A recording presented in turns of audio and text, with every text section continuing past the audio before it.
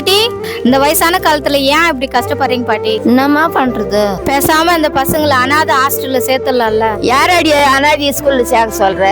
என் மருமாவ தான் இல்ல, நான் இல்லடியே. நான் இருக்கிற வரைக்கும் என் பிள்ளைங்களை அனாதின்னு சொன்ன மரியாதை இருக்காதுடியே. ரொம்ப தான் கேள்விக்கு நல்லது காலம் இல்லை. நான் இருக்கிறப்ப என் பிள்ளைங்களை அனாதின்னு சொல்றாளுங்க.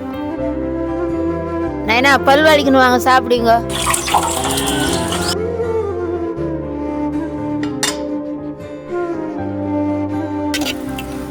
ஆயா, எப்பவும் பருப்பு குழம்பே வாயா. இது சாப்பிடுங்க நைனா.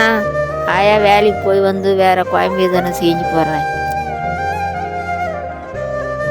ஆயா, இன்னைக்கு லீவ் போட்டுறாயா? எல்லாரும் லீவ் போட்டுறாங்க, நாங்க மட்டும்தான் தினமும் ஸ்கூலுக்கு போறோம். ஸ்கூலுக்கெல்லாம் லீவ் போடக்கூடாது, சாப்பிட்டு கிளம்புங்கம்மா. அந்த மத்தியான சாப்பாட்டுக்கு தானே நான் உங்களை தினம் ஸ்கூலுக்கு அனுப்புறேன்.